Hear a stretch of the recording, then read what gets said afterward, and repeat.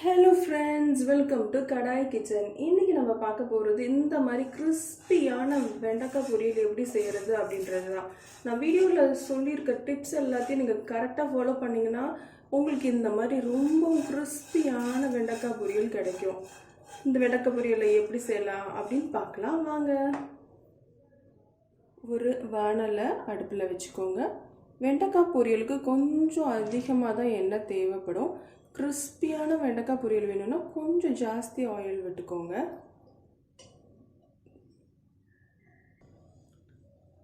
நான் இப்போ சொல்ல போகிற எல்லா ஸ்டெப்ஸையும் கரெக்டாக ஃபாலோ பண்ணிங்கன்னா உங்களுக்கு கிறிஸ்பியான வெண்டைக்காய் பொரியல் இருக்கும். வெண்டைக்காவை எடுத்துக்கும் போது இந்த மாதிரி பிஞ்சு வெண்டைக்காவை எடுத்துக்கோங்க. இந்த மாதிரி உடைக்க வரணும், சரிங்களா? இந்த மாதிரி வெண்டைக்காயில் செஞ்சிங்கன்னா தான் வெண்டைக்காய் பொரியல் நல்லா இருக்கும். செகண்ட் வெண்டைக்காய் பொரியலை நல்லா கழுவிட்டு தண்ணியோடவே அரியாதீங்க, நல்லா காய வைங்க. காய வைக்கிறதுக்கு உங்களுக்கு டைம் இல்லை அப்படின்னா கொஞ்சமாக காட்டன் துணியில் எடுத்து தொடச்சி விட்டுக்கோங்க. ஈரம் இல்லாத வெண்டைக்காவை கட் பண்ணிக்கோங்க. கட் பண்ணிவிட்டு இந்த மாதிரி சைஸஸில் கட் பண்ணிக்கோங்க. இந்த மாதிரி சைஸஸில் கட் பண்ணிக்கிட்டிங்கன்னா தான் கிறிஸ்பியாகவும் இருக்கும், வெண்டைக்காய் உருவமாக தெரியும். அதுக்கப்புறம் பார்த்தீங்கன்னா கட் பண்ணி வச்சுருக்க வெண்டைக்காவை ஒரு 10 நிமிஷம் அப்படியே வச்சுருங்க. மிச்ச சமையல்லாம் முடிக்கிற வரைக்கும் 10 மினிட்ஸ் வரைக்கும் அந்த வெண்டைக்காய் அப்படியே இருக்கட்டும். லைட்டாக அதில் உள்ள அந்த வழவழப்பு தன்மை அப்படியே கொஞ்சமாக போயிடும். கொஞ்சமாக கடுகு,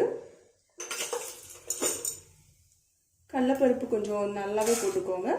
நடுவில் வெண்டைக்காய் பொரியல் சாப்பிடும்போது நறுக்குன்னு கிடைச்சா நல்லாயிருக்கும். கொஞ்சமாக உளுத்தம் பருப்பு, ஒரு பிஞ்ச் ஜீரகம். இந்த மாதிரி ஒரு 10 நிமிஷம் நீங்கள் அப்படியே விட்டு வச்சுருந்தீங்கன்னா பாருங்கள், யூஸ்வலாக நீங்கள் வழன்னு இருக்கும் பாருங்கள், அதெல்லாம் இல்லாமல் கொஞ்சம் ஒத்தையாகவே இப்போ இருக்குது.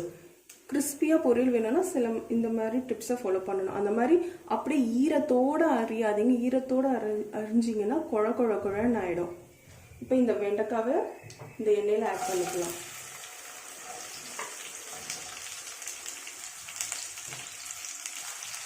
அஞ்சு நிமிஷம் இந்த வெண்டைக்காவை ஹை ஃப்ளேமில் அப்படியே கொஞ்ச நேரம் வதக்கி விட்டுட்டே இருங்க. இந்த டைமில் கொஞ்சமாக கருவேப்பிலை ஆட் பண்ணிக்கோங்க. 5 நிமிஷம் வதக்கி விட்டுக்கிட்டே இருங்க. வேறு எதுவுமே ஆட் பண்ணாதீங்க, மசாலா பவுடரு, உப்பு எதுவும் ஆட் பண்ண தேவையில்லை. ஒரு 5 நிமிஷம் ஹை ஃப்ளேமில் வதக்கி விட்டுட்டே இருங்க. அந்த எண்ணெய் எல்லா வெண்டைக்காய் மேலேயும் கோட் ஆகணும், அது வரைக்கும் வதக்குங்க. இப்போ 5 நிமிஷம் நல்லா வதக்கிட்டோன்னே பாருங்க, அந்த எண்ணெய் எல்லா வெண்டைக்காய் மேலேயும் கோட் ஆயிடுச்சு. இந்த டைமில் கொஞ்சமாக பெருங்காயத்தூள், இந்த பொரியலுக்கு தேவையான உப்பு ஆட் பண்ணிக்கோங்க. உப்பை கொஞ்சமாகவே ஆட் பண்ணிக்கோங்க, ஏன்னா இது ரொம்ப நல்லா சுருங்கி வரும். வேணும்னா கூட அப்புறம் ஆட் பண்ணிக்கலாம், உப்பு கரிச்சா நல்லா இருக்காது. காரத்துக்கு உங்களுக்கு என்ன வைப்போமோ அதை சேர்த்துக்கோங்க. மிளகா பொடி இல்லைன்னா குழம்பு மிளகாய் தூள் இல்லை சாம்பார் பொடி எது வேணால் சேர்த்துக்கோங்க. நான் கொஞ்சம் குழம்பு மிளகாய் பொடி சேர்த்துக்கிறேன். இது போட்டால் கொஞ்சம் டேஸ்ட் நல்லா இருக்கும்ன்ற மாதிரி எனக்கு ஃபீல் ஆகும். அப்படி இல்லாதவங்க தனி மிளகாய் தூள் மட்டும் சேர்த்துக்கோங்க. இப்போ இதை சேர்த்து முடிச்சுட்ட உடனே நல்லா ஒரு வாட்டி இந்த மிளகாய் தூள் எல்லா வெண்டைக்காயிலையும் படுற மாதிரி வதக்கி விட்டுட்டு, இந்த மிளகாத்தூள் எல்லாத்து மேலேயும் பட்டுட்ட உடனே அடுப்பை சிம்மில் வச்சுட்டு ஒரு 5 மினிட்ஸ் வேக விடுங்க. ஒரு 5 மினிட்ஸ் கழித்து ஓப்பன் பண்ணி பார்த்தா இந்த அளவுக்கு வதங்கி இருக்கு. இதுவே பார்த்தீங்கன்னா நம்ம போட்ட எண்ணெய்லாம் நல்லா வெளியே வர ஆரம்பிச்சிருக்கு. இந்த அளவே போதும் அப்படின்னா இதோடவே ஸ்டவ் ஆஃப் பண்ணிடலாம். இதுலேயே வெண்டைக்காய் நல்லா வெந்து தான் இருக்கும். இன்னும் கிறிஸ்பியாக வேணும் அப்படின்னு நினச்சிங்கன்னா இன்னும் ஒரு 5 மினிட்ஸ் வேக விடுங்க. உப்பு கரெக்டாக இருக்கான்னு செக் பண்ணி பார்த்துக்கோங்க. உப்பு இல்லை அப்படின்னா இந்த டைமில் ஆட் பண்ணிக்கோங்க. இப்போ ஓப்பன் பண்ணி பார்த்தா இன்னும் கொஞ்சம் நல்லாவே வெண்டைக்காய் வதங்கியிருக்கு.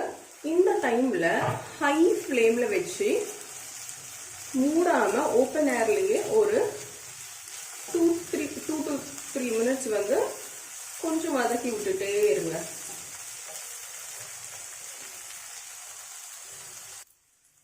ஒரு 2-3 நிமிஷம் நல்லா வதக்கி விட்ட உடனே பார்த்தீங்கன்னா நம்மளோட வெண்டைக்காய் பொரியல் எப்படி இருக்குன்னு பாருங்க.